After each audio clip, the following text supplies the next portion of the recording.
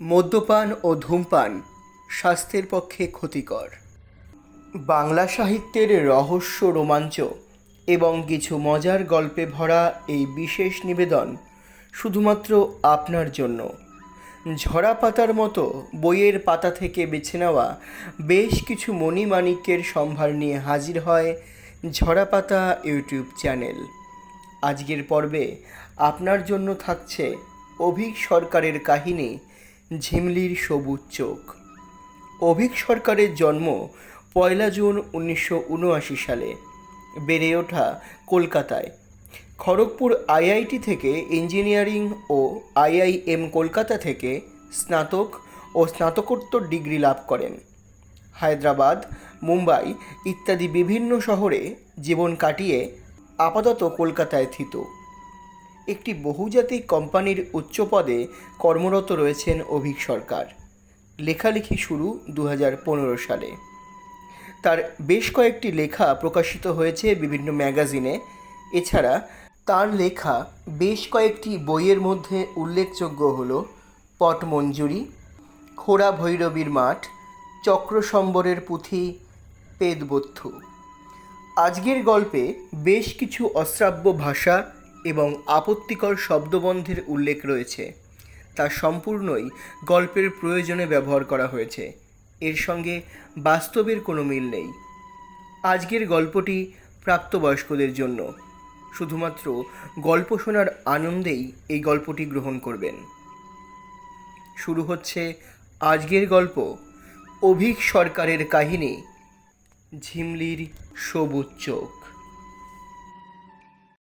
বরাদ্দ মাংসটা ব্যাগে নিয়ে বেরিয়ে আসার সঙ্গে সঙ্গে এমনি একটু শীত করে উঠল ভজনের।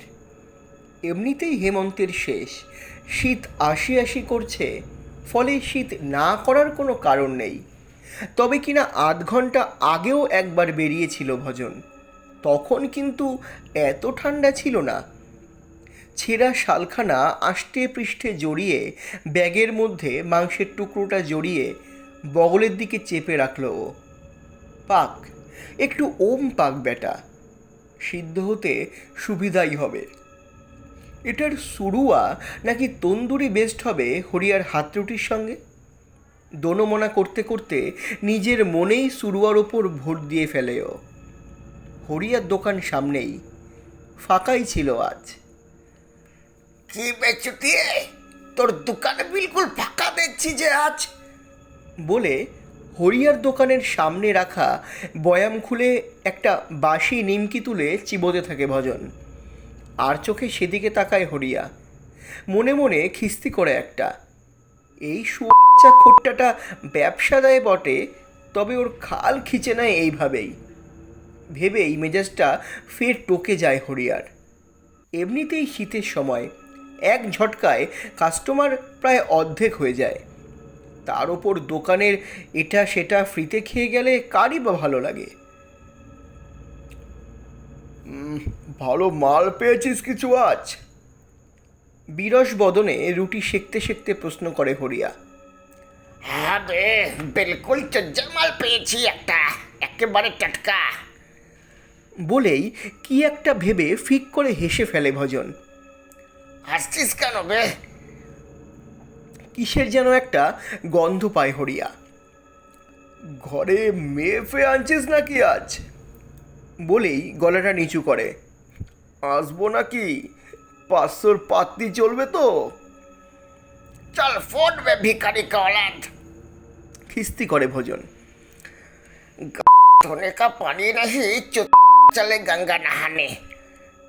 সামান্য টলতে টলতে খিস্তিটা দিয়েই ফেলে। বেশ ফ্রেশ ফিল করছে ভজন। বাংলুর নেশাটা ভালোই চড়েছে তাহলে। ভালো দেশি দারুতে তামার পয়সা ঘষে আর ঝুল মিশিয়ে এই স্পেশাল মালটা তৈরি করে ভজন। এর এক এক গিলাসে অনেক রথী মহারথীকে জমিন ধরিয়েছে ভজন। আজ দোকানে মুরগিটা আসামাত্র পছন্দ হয়ে গেছিল ভজনের। অ্যাসিস্ট্যান্ট রহমানকে বলেছিল মালটা ভালো করে ড্রেসিং করে রাখতে, যেন অন্য কাস্টমারকে পয়সা দেখে গছিয়ে না দেয়। বাচ্চাটা 1 নম্বরের হারামি। আগেরবার এই রকমই ভজনের দেখে রাখা একটা ভালো মুরগা খদ্দের দেখে বেচে দিয়েছিল। সেই রাতে ছেলেটাকে করে বেল দিয়ে চাপকে ছিল ভজন। সালা, বসের কথা শুনবি না কাস্টমারের। হরিয়া একটা কাগজের ঠোঙায় 4টে রুটি প্যাক করে দেয়। হাতে তুলে দেওয়ার সময় বেজার মুখে বলে, 250 টাকা হলো তোর, এবার অন্তত একটা 50-এর পাত্তি ছাড়। ফের খিস্তি করে ভজুয়া। আবে সালে, পালিয়ে যাচ্ছে নাকি বে? সালা, যার সঙ্গে কথা বলিস তো টাকা টাকা টাকা বলেই হরিয়ার দিকে সরু চোখে তাকায় সে। সেই চোখের দিকে একবার তাকিয়েই চুপ করে যায় হরিয়া। চোখ সরিয়ে নেয় সে। ভজন যে মারপিট খুন খারাপি করে তা নয়, সে এমন কিছু লম্বা চড়া লোকও নয়। কম কথা বলা, ঠান্ডা মাথার লোক সে। এক হরিয়া আর রহমান ছাড়া কারোর সঙ্গে তার বিশেষ সখ্য নেই। যত চোটপাট খিস্তি খেউর এদের ওপরেই। তাছাড়া সারাদিন চুপচাপ নিজের কাজের জায়গায় বসে থাকে সে।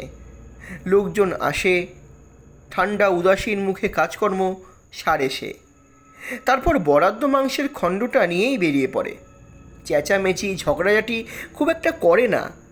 বিরক্ত হলে একটাই কাজ করে ভজন, অপলক চোখে সোজা তাকিয়ে থাকে সামনের দিকে, ঠিক একটা ফনা তোলা কেউটের মতন। ওই ঠান্ডা চোখ দুটোর মধ্যে এমন কিছু একটা আছে যে সেদিকে বেশিক্ষণ তাকিয়ে থাকলেই লোকের অস্বস্তি হতে থাকে। মনে হয় যেন শিরদাঁড়ায় গুঁড়ো গুঁড়ো বরফ পড়ছে যেন। লোকের মাথার মধ্যে অজান্তেই একটা ভয় চারিয়ে যেতে থাকে, অজানা এক ভয়। ভজনকে লোকে ভয় পায়, খুব ভয় পায়। ভজনের চোখের রং সবুজ। ভাঙা ল্যাম্ব্রেটা স্কুটারটা কাঁধ করে নেয় ভজন। তারপর কিক মেরে স্টার্ট করার চেষ্টা করে। এ বহুত পুরনো মাল। ভজনের বাবা যখন এখানে চাকরি করতো তখনকার। বুড়ি হলে কি হবে, জাওয়ানি যায় যায় করেও যায়নি সালির। দুবার ফলস মারার পর দাঁত চিপে একটা খিস্তি করে ভজন। আবে সালে, খুব সম্ভবত সেই অশ্রাব্য খিস্তিটা শুনেই 3বারের বার চালু হয়ে যায় ইঞ্জিন। পায়ের কাছে একটা ছোট্ট মতো কেরিয়ার বানানো আছে। মাংসের ব্যাগটা সেখানে রেখেই ভুটভুট আওয়াজ তুলে বেরিয়ে যায় সে। এই এলাকায় এমনিতেই লোকজন খুব একটা আসে না, তার উপর শীতের শুরুয়াত। একটু একটু করে কুয়াশা নেমে আসছে রাস্তার ওপর। রাস্তা বিলকুল ফাঁকা। গলি থেকে মিনিট 2 স্কুটার চালালেই বড় রাস্তা শুরু। মোড়ের মাথার সর্দারজির টায়ার টিউবের দোকানটা সচরাচর রাত 10টা অবধি খোলা থাকে। আজ সেটাও বন্ধ। শুধু পাশের লক্ষ্মণের পানের দোকানটা খোলা ছিল। টেমির টিমটিমে আলোয় দেখা যাচ্ছিল যে চুপচাপ পাথরের মূর্তির মতো বসে আছে লক্ষ্মণ, আর ট্রানজিস্টারের গান ভেসে আসছে, তুম ইতনা জো মুস্করা রাহা হো। মাসখানেক আগে লক্ষ্মণের বউ দুলারি বাচ্চা হতে গিয়ে মরে গেছে। মহিলার চরিত্র নিয়ে বাজারে কম গুজব উঠত না, যার বেশিরভাগটাই সত্যি। লক্ষ্মণের ঘরের মধু অবরে সবরে ভজনও কম চাখেনি। শেষবারেও তো আহা ছিল ভেবেই শীতের মধ্যেও চেগে উঠল ভজন। যেমন তেমনই বটে দুলারি। শীতের রাতে স্যাঁতস্যাঁতে হাইরোড ভজনের স্কুটারের চাকার নিচে সাই সাই পিছলে যাচ্ছে খুর ধার দেওয়া চামড়ার বেল্টের মতন। রাস্তার দুপাশের ফসল কাটা জমি বাজা মেয়ে মানুষের ফাঁকা কোলের মতো এলিয়ে শুয়ে আছে। থেকে থেকেই একটা ঠান্ডা হাওয়ার ঝলক এসে হাড় কাঁপিয়ে দিচ্ছিল ভজনের। বাংলুর ওমটা কমে আসছিল তার। চারদিকে অন্ধকার রাত নেমে আসছে কালো চাদরের মতন। ভজনের স্কুটারের আলোটা মরা মানুষের ঘোলাটে হলদে চোখের মতো রাস্তার ওপর ছলকে ছলকে উঠছিল। রাস্তায় দূর দূর অবধি মানুষ কেন, একটা প্রাণীর চিহ্ন মাত্র নেই। সচরাচর এ সময় এই রাস্তা কাঁপিয়ে মস্ত মস্ত পাঞ্জাবি লরি ছুটে যায়, কিন্তু আজ তাদেরও চিহ্ন মাত্র নেই। দুধারে ঠান্ডা কালো আকাশ নেমে এসেছে দিগন্ত জুড়ে। আকাশে উজাগর হয়ে রয়েছে কালপুরুষ। তারই মধ্যে ঘটঘট শব্দ করে তারার আলোয় পথ চিনে চিনে চলছিল ভজনের স্কুটার। হালকা একটা শীষ দিতে দিতে স্কুটার চালাচ্ছিল ভজন। প্রায় অর্ধেক রাস্তা চলে এসেছে ও। সামনে ফাঁসিবটের মোড়টা পেরিয়েই জংলাবুড়ির বিল। তার পাশের আলপথ বেয়ে স্কুটার চালালেই আর মিনিট 25 রাস্তার পর ওর বাড়ি। মনটা প্রফুল্ল হয়েছিল ভজনের। খুব সম্ভবত বহুদিন বাদে এমন চুজ্জা মুরগি পাওয়ার জন্যই হয়তো। সেই প্রফুল্লতায় ডুবে থাকার জন্যই হঠাৎই কোথা থেকে যেন আওয়াজ পেয়ে জোর চমকে যায় সে। ক্যাচ করে সজোরে ব্রেক কষে দাঁড়ালো ভজন। আওয়াজটা যেন পাশের কালবাটের নিচ থেকে আসছে কি। মুহূর্তখানেকের পরেই ব্যাপারটা বুঝতে পারল ভজন। আওয়াজটা ওর চাকার তলা থেকেই আসছে। স্কুটারটা দাঁড় করিয়েই একটু ঝুঁকে দেখল ভজন। কি একটা যেন ওর চাকার তলায় ছটফট করছে। দ্রুত স্কুটারটা পিছিয়ে আনে সে। তারপর স্ট্যান্ড লাগিয়ে উবু হয়ে দেখার চেষ্টা করে কেসটা কি। একটা বিড়ালের বাচ্চা ওর স্কুটারের নিচে চাপা পড়েছে। কেমন যেন একটু হতভম্ব হয়ে যায় ভজন। যতই অন্ধকার হোক, একটা বিড়াল বাচ্চা রাস্তা পেরিয়ে ওর গাড়ির চাকার তলা অবধি চলে এলো, আর সেটা ওর নজরে পড়ল না। চোখ দুটোর মাথা খেয়েছে নাকি ও? আর একটু নিচু হলো ভজন, আর এইবার নজরে না পড়ার কারণটা নজরে এলো ওর। বিড়ালের বাচ্চাটা কালো। কালো মানে কুচকুচে কালো। এমন কালো বিড়াল জন্মে দেখেনি ভজন। তবে যেটা দেখে একটু থমকে গেল সেটা হচ্ছে বিড়ালটার চোখ। বিড়ালটার চোখ সবুজ, ঘন সবুজ, ওর চোখের মতোই।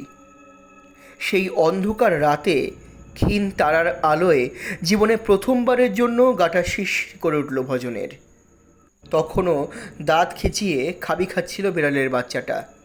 সামনের থাবা দুটো থরথর করে কাঁপছিল ওর, আর গাঢ় সবুজ চোখ দুটো মেলে চেয়েছিল ভজনের দিকে।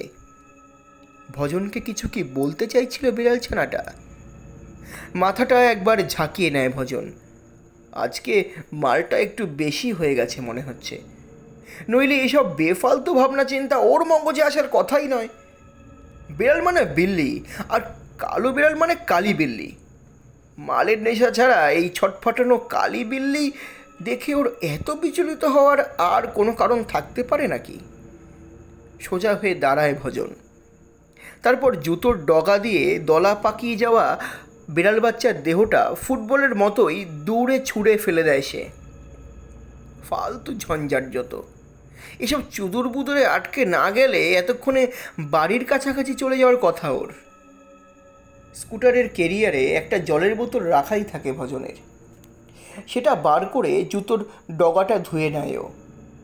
কুলকুল করে রক্ত ধোয়া কালো জলের স্রোত রাস্তার ওপর দিয়ে বয়ে যায়। দেখে মনে হয় কেউ যেন পেচ্ছাপ করেছে ওখানে। হিহি করে হাসে ভজন। তারপর ওর মনে পড়ে যে ওরও পেচ্ছাপের বেগ পেয়েছে প্রবল।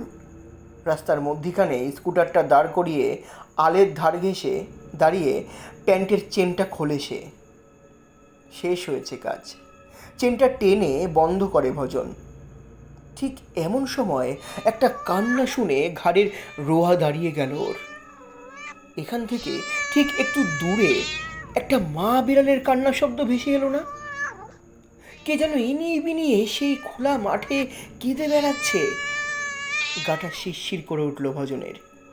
চেনটা টেনে দ্রুত স্কুটারে চেপে বসে কিক মারল। ওর মন বলছিল যে এখানে যেটা ঘটছে সেটা একদমই ঠিক নয়, একদম নয়। স্কুটারটা ফুল স্পিডে ছোটাচ্ছিল ভজন। যত তাড়াতাড়ি সম্ভব বাড়ি ফিরতে হবে ওকে। জংলাবুড়ির বিলের পাশের রাস্তা ধরে প্রায় উড়েই যাচ্ছিল ওর স্কুটারটা। ডান পাশ থেকে বিলের জল ছুঁয়ে আসা ঠান্ডা হাওয়া ওর কপালের ঘামের ফোঁটায় খিলখিল করে হেসে উঠছিল যেন। শিরশিরানিটা আরও জমে যাচ্ছিল ওর বুকের মধ্যে। বিলটা শেষ হয়ে এসেছে প্রায়। কুয়াশা আরও ঘন হয়ে এসেছে। এমন সময় হঠাৎ প্রতিবর্ত ক্রিয়াতে ক্যাচ করে ব্রেক কষতে বাধ্য হলো ভজন। বাঁ দিক থেকে ডান দিকে রাস্তা পার হচ্ছে একটি যুবতী মেয়ে। সে তার ডান হাতে একটি বাচ্চা মেয়ের হাত ধরে আছে। বাচ্চাটার ডান হাতে আবার পুতুল টুতুল কিছু একটা হবে, বুকের কাছে জড়িয়ে ধরে আছে। রাস্তার প্রায় মাঝখানে চলে এসেছিল দুজনে, আর একটু হলেই ভজন ওদের ওপর ভিড়িয়ে দিচ্ছিল প্রায়। স্কুটারের চাকাটা একটু স্কিপ করে যেতেই খিস্তি দিয়ে চেঁচিয়ে ওঠে ভজন। আবে শালে! আর বোধহয় সেই শুনেই ডান দিকে ঘাটটা ঘুরিয়ে তাকালো মেয়েটি। সেই দিকে তাকিয়েই পাথর হয়ে যায় ভজন। এমন বীভৎস কুচকুচে কালো রং যে কোনো মানুষের গায়ে হতে পারে সে কোনোদিনও ভাবেনি ভজন। তার মনে হলো কেউ যেন একদলা পিচ পিটিয়ে পিটিয়ে তৈরি করেছে ওই মেয়েটার শরীর। মাথার মধ্যে সেই পিচের দলা পেটানোর শব্দটাও শুনতে পাচ্ছিল ভজন। যেটুকু তারার আলো চুইয়ে পড়ছিল আকাশ থেকে সেসব শুষে নিচ্ছিল মেয়েটির অবয়ব। তবে তাতেও ভয় পায়নি ভজন। ভয় পেল যেটা দেখে, সেটা হচ্ছে মেয়েটার চোখ দুটো। মেয়েটার চোখের জায়গায় চোখ আছে বটে, কিন্তু সে দুটো মাটির সমান্তরাল নয়, সে দুটো লম্বালম্বি বসানো। আর কপাল থেকে গাল অবধি নেমে আসা সেই চোখে ভেতর দুটো খালি, একেবারে খালি। ভেতরে ভেতরে কাঁপুনি শুরু হয়ে গেছিল ভজনের। সেই দিকে অপলক চোখ তাকিয়েছিল সে। তার মধ্যেই বাচ্চা মেয়েটাও ডান দিকে ঘাড় ঘুরিয়ে তাকালো তার দিকে। আর কেন জানি না ভজনের মনে হলো যে ঘাটটা ঘুরল না, শুধু মাথাটা এদিকে ঘুরে গেল। বাচ্চাটার চোখ দুটো অবশ্য ঠিকঠাকই ছিল, কিন্তু সে দুটোর ভেতরেও এক মুঠো অথই অন্ধকার ছাড়া আর কিছুই দেখতে পেল না ভজন। যেতে যেতে দাঁড়িয়ে পড়ল বাচ্চাটা, আর তারপর তার ফেটে যাওয়া রক্ত মাখা ঠোঁট দুটো হাসির ভঙ্গিমায় দুদিকে বেঁকে গেল। বাচ্চাটা হাসছে, সেই হাসি যেন ঠান্ডা করে দিল ভজনের প্রতিটা রক্তবিন্দু। থরথর করে কাঁপছিল তার হাত পা, বিন্দু বিন্দু ঘাম নেমে আসছিল সারাটা শরীর জুড়ে। বুকের মধ্যে হাঁপড় টানছিল কেউ, আর হাজার ড্রাম বাজছিল। আর তাকিয়ে থাকতে পারল না ভজন। চোখের পাতা দুটো ভারী হয়ে নেমে এলো ওর। ভজনের মনে নেই কতক্ষণ চোখ দুটো বুজেছিল সে। কিছু পরে চোখ খোলে ভজন। কেউ নেই, কেউ কোথাও নেই। কাঁপা কাঁপা হাতে পকেট থেকে রুমাল বার করে ঘাম মোছে ভজন। বুঝতে পারে যে রগের শিরা দপদপ করছে তার। কান দুটো গরম হয়ে আছে আগুনের মতো। বুকের ভেতর ড্রাম পেটানোর আওয়াজটা তখনও কমেনি তার। হাত পা তখনও একটু একটু কাঁপছে। কোনো মতে জলের বোতলটা তুলে মুখে চোখে জলের ঝাপটা দেয় ভজন।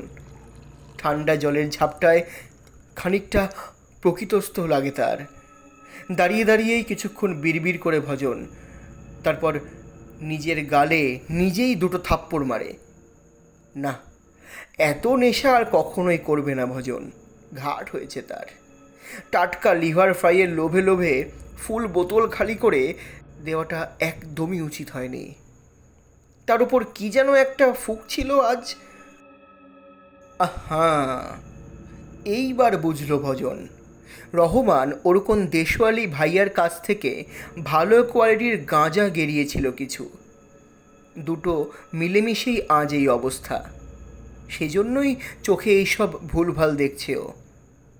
নিজেকে বোঝালো ভজন বটে, কিন্তু কোথাও যেন একটা ধন্দ তার মনের মধ্যে কাঁটার মতো খচখচ করতে লাগলো। বাচ্চা মেয়েটাকে খুব চেনা চেনা লাগছিল ভজনের। কোথায় যেন দেখেছে ও। গাড়ি চালাতে চালাতে ভাবছিল ভজন, কোথায় যেন সদ্য দেখেছে বাচ্চাটাকে। নেশার ঘোরে স্মৃতিটা একটু এলোমেলো হয়ে যাচ্ছিল তার। মুখটা তাকে বিব্রত করছিল খুব। ভজন কোথায় দেখেছে এই মুখ? বাড়ির সামনে স্কুটারটা স্ট্যান্ড করার সময়ও কথাটা ভাবছিল ভজন। অস্বস্তিটা ক্রমশই বেড়ে উঠছিল তার। কোথায় যেন কোথায় যেন কোথায় যেন পাড়ার এক কোণে একটা নতুন 4তলা বিল্ডিং। তার একতলাটা ভাড়া করে থাকে ভজন। বাকি বিল্ডিংয়ের পুরোটাই ফাঁকা, অন্য ফ্লোরে কেউ আসেনি এখনও। তবে সেসব নিয়ে বিশেষ চিন্তা করে না ভজন। চিরকালই নির্জন নিরিবিলি পছন্দ করে এসেছে ও, তাতেই ওর কাজে সুবিধাই হয়। স্কুটারটা স্ট্যান্ড করায় দরজার সামনে, তারপর চাবি দিয়ে দরজা খোলে ভজন। পাল্লা দুটো হাট করে খুলে যায়, আর ঠিক সেই সময়ই মেঝের ওপর পড়ে থাকা জিনিসটা নজরে পড়ে ওর। ওটা আবার কি? টলতে টলতে ঘরে ঢোকে ভজন, ঝুঁকে পড়ে জিনিসটা তুলে নেয়। জিনিসটা একটা পুতুল, আরও ভালো করে বলতে গেলে একটা মেয়ে পুতুল। বাচ্চারা যেমন পুতুল নিয়ে খেলে তেমনই আর কি। বাঁ হাতে পুতুলটা নিয়ে সেটাকে খুঁটিয়ে খুঁটিয়ে দেখতে দেখতে ডান হাতে লাইটের সুইচ অন করে ভজন। মাথার ওপর একটা 60 পাওয়ারের বাল্ব ক্লান্তভাবে দুলতে থাকে। অন্যমনস্কভাবে সেটা নিয়ে কিচেনে ঢোকে ভজন।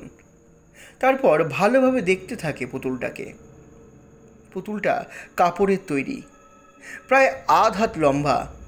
বুকের জামাটার ওপর বাচ্চাদের হাতের লেখায় বড় বড় করে ডট পেনের কালিতে লেখা রয়েছে ঝিমলি। তাতে পুতুলটাকে কিউট দেখানোর কথা এখন ভীষণ নোংরা দেখাচ্ছে। মনে হয় কে যেন থেতলিয়ে পিষিয়ে কামড়ে বীভৎস অত্যাচার করেছে পুতুলটার ওপর। একটা হাত মুচড়ানো, একটা পা ছিঁড়ে নেওয়া, সারা গায়ে এখানে ওখানে খোবলানো আর কামড়ানোর দাগ।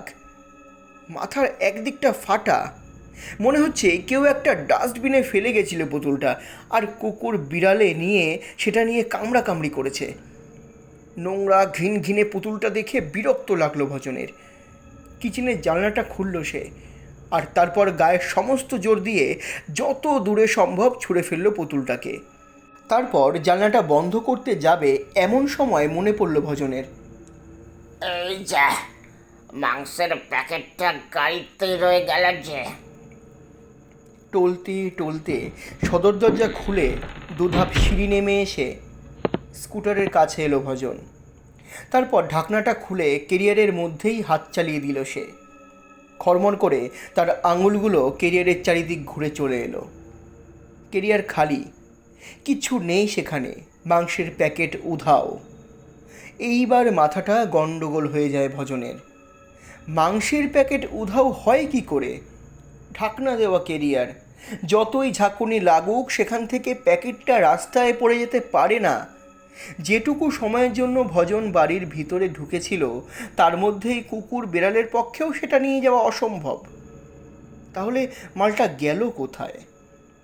প্যান্টের বাঁ পকেটে রামের একটা ছোট কোয়ার্টার সবসময়ই থাকে ভজনের, বিপদ আপদের সঙ্গী।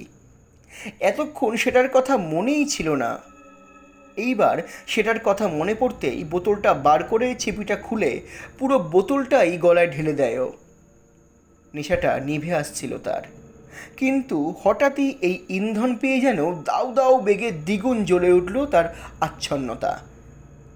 কিচেনে থুপথাপ করে ফিরে আসছিল ভজন। মাংসের প্যাকেটটা হাতছাড়া হয়ে যাওয়ায় মাথাটা দাউ দাউ করে জ্বলছিল তার। এবার কি করবে সে? আজকের রাতটা কি করে চালাবে তার? তার উপর কখনো তার অবচেতনেই একটা অস্বস্তি অনবরত তাকে খুঁচিয়ে যাচ্ছিলই। বাচ্চাটার মুখ তার এত চেনা লাগছিল কেন? কোথায় দেখেছে সে এই বাচ্চার মুখ? সেই বিড়াল বাচ্চাটার চোখ এমন সবুজ দেখাচ্ছিল কেন? যে পুতুলটাকে ছুঁড়ে ফেলে দিল সে, তার চোখই বা... হাঁটতে হাঁটতে হঠাৎই থেমে গেল ভজন। যেটা তার নেশাগ্রস্ত মাথায় ধরা পড়েনি সেটা কিন্তু তার সদা সতর্ক অবচেতনে ছাপ ফেলতে ভুল করেনি একেবারেই। ওই ঝিমলি লেখা পুতুলটার, যেটা কিচেনের বাইরে ছুঁড়ে ফেলেছে ভজন, তারও চোখ দুটো সবুজ, ঘন সবুজ, ঠিক ভজনের মতো, সেই বিড়াল বাচ্চাটার মতো। ভজনের স্নায়ু আর নিতে পারছিল না। দেরাজ খুলে একটা আধ খাওয়া বাংলার বোতল বার করে আনে সে, তারপর একটা গ্লাসে ঢেলে হাফ গ্লাস নিট বাংলু গলায় চালান করে দেয় সে। মদ তার গলা জ্বালিয়ে বুকে নামতে নামতেই কিচেনের দিকে হাঁটা দেয় সে। সালে মালটা কাজটা পড়লো কোথায়?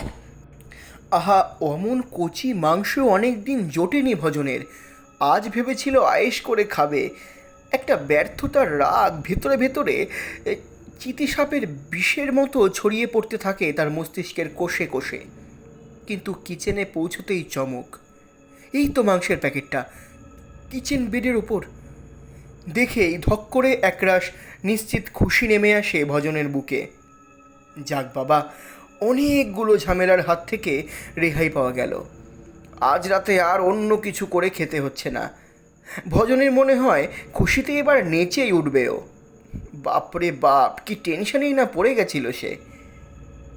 ধীরে ধীরে কিচেন বেডের কাছে এসে দাঁড়ালো ভজন। একটা ট্রে এনে রাখে প্যাকেটটার সামনে। তারপর প্যাকেটটার গার্ডার খুলে ভেতরের মাংসখণ্ডগুলো সরাত করে ট্রের ওপরে এনে ফেলে। বাহ বাহ, কাটা দেখে মুগ্ধ হয়ে যায় ভজন। রহমানটা দিন দিন হারামি হয়ে উঠলে কি হবে? মাংস কাটাটা ভালোই শিখেছে ওর কাছে।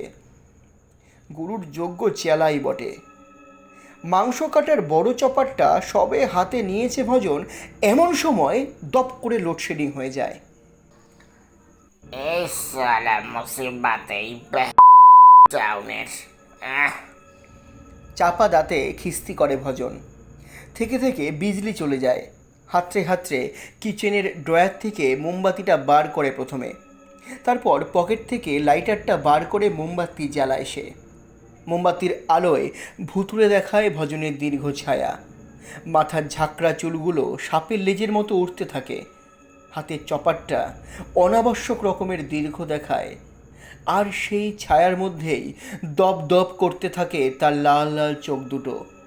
ঢুলু ঢুলু চোখে খানিকক্ষণ নিজের ছায়ার দিকেই চেয়ে থাকে ভজন। বড় মোহময় লাগছিল তার নিজের ছায়াছবি। একটা শিরশিরে অনুভূতি ঠান্ডা কেঁচোর মতো তার শির দ্বারা বেয়ে বেয়ে নিচের দিকে নামছিল। চপারটা তুলে নিয়েছিল ভজন ট্রের ওপর রাখা মাংসখণ্ডের ওপর নামিয়ে আনবে, ঠিক তার আগের মুহূর্তেই একটা কথা তার মাথায় যেন হঠাৎ হাইওয়ের মতোই জ্বলে উঠে তাকে হতভম্ব করে দিল।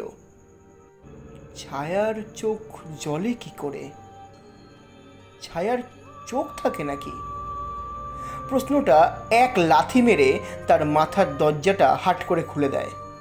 অনেকগুলো প্রশ্ন, যেগুলো এতক্ষণ তার মনের অন্ধকার কোণে ঘাপটি মেরে পড়েছিল, সেগুলো হুড়মুড়িয়ে তার মাথার মধ্যে ছায়ার মতো ভিড় করে আসছে।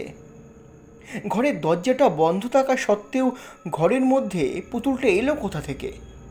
পুতুলটা আজকেই কোথায় একটা দেখলো না ভজন? কোথায় দেখলো যেন? মাংসের প্যাকেটটা কিচেনে নিজে নিজে এলো কি করে? সেই বিড়ালছানাটা থেকে শুরু করে বাচ্চা মেয়েটা,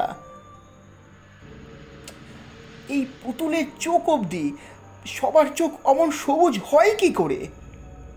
বাচ্চা মেয়েটাকে কোথায় দেখেছে ভজন? কোথায় কোথায়? হাঁ করে নিজের ছায়ার দিকে চেয়েছিল ভজন। তার ছায়ার চোখ দুটো যেন ক্রমশই আগুনে কয়লার মতো জ্বলে উঠছিল। ঠোঁট দুটো বেঁকে গিয়েছিল অর্ধবৃত্তাকারে।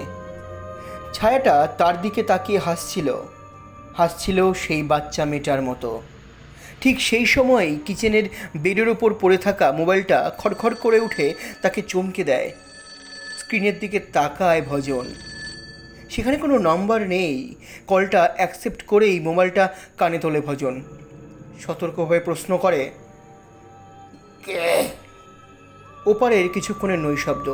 তারপর লাইন বেয়ে একটা বাচ্চা মেয়ের ধাতব ক্যানক্যানে গলায় খিলখিল হাসি ভেসে এলো।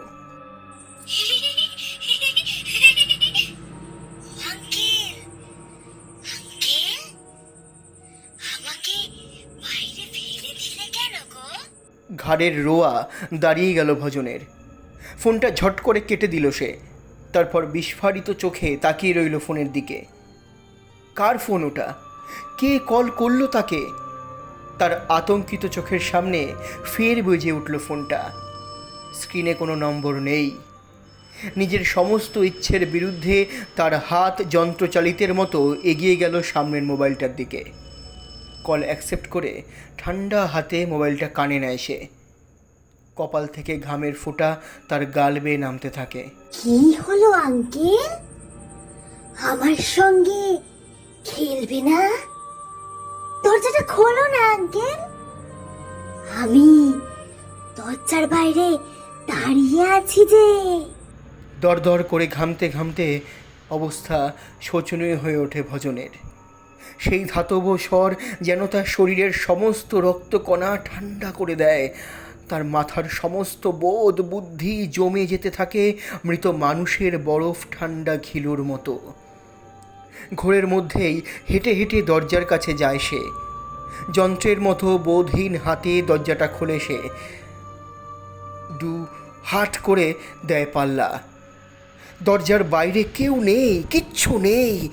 হু হু করে হেমন্তের হাওয়া খেলে যায় ভজনের বুকে। দরজা বন্ধ করে ফের কিচেনে আসে সে। বাংলুর বোতলটা গলায় উপুর করে দেয় প্রায় অর্ধেকটা। রোমে রোমে অশ্লীল উত্তাপ ছড়িয়ে পড়ে গোপন পাপের মতো। চপারটা থরথর হাতে ফের তুলে নেয় সে। কিমা করতে হবে মাংসের টুকরোগুলোকে। আবার বেজে ওঠে ফোন। তখন বোধহয় ভজনের মস্তিষ্কের সমস্ত কোষগুলো আতঙ্কে আর ভয়ে মৃত হয়ে আছে। অনুভূতিহীন হাতে মোবাইল তুলে নেয় সে। মোবাইলের ওপার থেকে খিলখিল করে টিনের খেলনার মতো শব্দ ভেসে আসে। হেসে ওঠে কেউ। আঙ্কেল কোথায় গেলে? আমি তোমার বাড়ির ভেতরে। ফোনটা হাত থেকে পড়ে যায় ভজনের। এদিক ওদিকে ছড়িয়ে যায় ফোনের স্ক্রিন আর ব্যাটারি। পাথরের মতো সেদিকে তাকিয়ে থাকে ভজন। তার সাহস হয় না সেগুলো কুড়িয়ে তুলতে। মদের নেশায় চারপাশে সব কিছুই ঝাপসা দেখাচ্ছিল তার কাছে।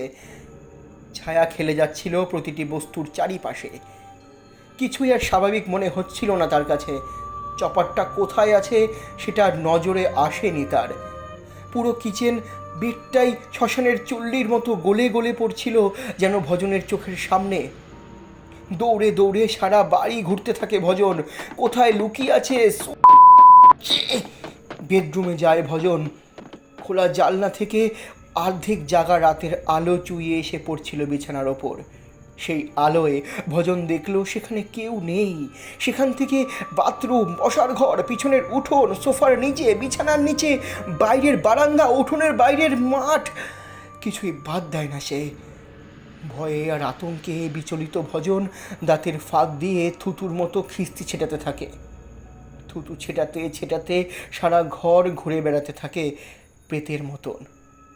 ভয় আর অসহায় ক্রোধ ছড়িয়ে পড়ে সেই অন্ধকার মোমবাতি জ্বলা ঘরের মধ্যে। কোথায় সেই স্যার? কে বারবার কল করছে আমাকে? কেন কল করছে স্যার? কে স্যার? ক্লান্ত হয়ে শেষে কিচেনে ফিরে আসে ভজন। ব্যর্থ শিকারী কুকুরের মতো হাঁপাতে থাকে সে। তার মধ্যে মিশে থাকে আতঙ্ক, মিশে থাকে রাগ, মিশে থাকে চোরা ভয়। ওই তো কিচেন বেডের ওপর মাংসের টুকরোগুলো। পায়ে পায়ে সেদিকে এগিয়ে যায় ভজন। আজ বিকেল থেকে কী সব হচ্ছে তার সঙ্গে? কেন হচ্ছে? এতদিন ধরে তো কিছুই হয়নি তার। মাংসের ট্রেটার সামনে এসে দাঁড়ায় ভজন। তারপর ডান হাতটা বাড়ায় চপারটার জন্য, আর হাতটা খালি ঘুরে আসে সেখান থেকেই। চপারটা নেই, উধাও। চপারটা কোথায় গেল? কোথায়? কোথাও ফেলে এলো নাকি? খালি জায়গাটার দিকে তাকিয়ে থাকে ভজন। মাথার ভিতরটা খালি হয়ে গেছিল তার। ঠিক সেই সময়ই মোবাইলটা ফের বেজে ওঠে মেজের ওপর থেকে। স্থির চোখে সেদিকে তাকিয়ে থাকে ভজন। মোবাইলটার ব্যাটারি এখনও পড়ে আছে অন্যদিকে। তবুও মোবাইলটার নীলাভ স্ক্রিনে ইনকামিং কলের ছবি ভেসে উঠছে, কিন্তু কোনো নম্বর নেই। পাথরের মূর্তির মতো নিচু হয়ে মোবাইলটা তোলে ভজন। কল অ্যাকসেপ্ট করে কানে লাগায় সে। সেই ধাতব খিলখিলি হাসি যেন গরম শীষের মতো ভজনের কানে নেমে আসতে থাকে। কি হলো আঙ্কেল? আমাকে ঘরে নিয়ে যাবে না? ঘুরে দেখো, আমি তোমার পিছনেই যে। ধীরে, অতি ধীরে পেছনে ঘোরে ভজন। কিচেনের দরজার কাছে দাঁড়িয়ে আছে একটা বাচ্চা মেয়ে। তার বাঁ হাতে একটা কাপড়ের পুতুল ধরা, আর ডান হাতে ধরা একটা মাংস কাটার চপার, ভজনের চপারটা। ডান হাতে চপারটা ধরে রক্তমাখা ফাটা ঠোঁট দুটো দুপাশে বেঁকিয়ে হাসতে হাসতে ভজনের দিকে টলটলে পায়ে এগিয়ে আসতে থাকে সেই বাচ্চা মেয়েটা। তার সবুজ চোখ চিনতে ভুল হয় না ভজনের, ভুল হয় না পুতুলটাকে চিনে নিতে, ভুল হয় না তার স্কুটারের চাকার নিচে চাপা পড়া বিড়াল বাচ্চাটার চোখের রং চিনে নিতে। শুধু যেটা দেখে মরণান্তিক ভয়ে স্থির হয়ে যায় ভজন, সেটা হচ্ছে যে এতক্ষণে বাচ্চাটার মুখ মনে পড়ে গেছে তার। যে রক্তাক্ত মুখের শিশুটি তার দিকে চপার হাতে টলমলো পায়ে হেঁটে আসছে, সেই এখন বসন্তপুর মর্গের কেয়ারটেকার ভজন দুসাদের বাড়ির কিচেন বেডের ওপর রাখা ট্রেতে শুয়ে আছে খণ্ড খণ্ড মাংসের টুকরো হয়ে। শুনছিলেন অভীক সরকারের কাহিনী ঝিমলির সবুজ চোখ। গল্প পাঠে এবং ভজনের চরিত্রে আমি বিজয়, বাচ্চা মেয়ের ভূমিকায় তিথি এবং অন্যান্য ভূমিকায় ঝরা টিম। পোস্টার ডিজাইনে চারুলিপি এবং মিউজিক ডিজাইনে তরঙ্গ দ্য আল্টিমেট মিউজিক। সমগ্র পরিচালনা এবং পরিকল্পনা study academy the symbol of education. দেখা হচ্ছে পরবর্তী আরেকটি পর্বে নতুন কোনো গল্প অথবা কবিতা নিয়ে। ততক্ষণ শুনতে থাকুন, পাশে থাকুন ঝরাপাতা ইউটিউব চ্যানেলের। ঝরাপাতা, কবিতার ও গল্পের কথা বিজয়ের সঙ্গে। চ্যানেলটি এখনও সাবস্ক্রাইব না করলে সাবস্ক্রাইব করে পাশে থাকুন, আর বেল আইকনটি ক্লিক করে দিন সমস্ত রকম নোটিফিকেশান পেতে। দেখা হচ্ছে পরের সপ্তাহে নতুন কোনো গল্পে, নতুন কোনো চমকে। ততক্ষণ সুস্থ থাকুন, আর চোখ থাকুক, কান শুনুক ঝরাপাতা ইউটিউব চ্যানেল।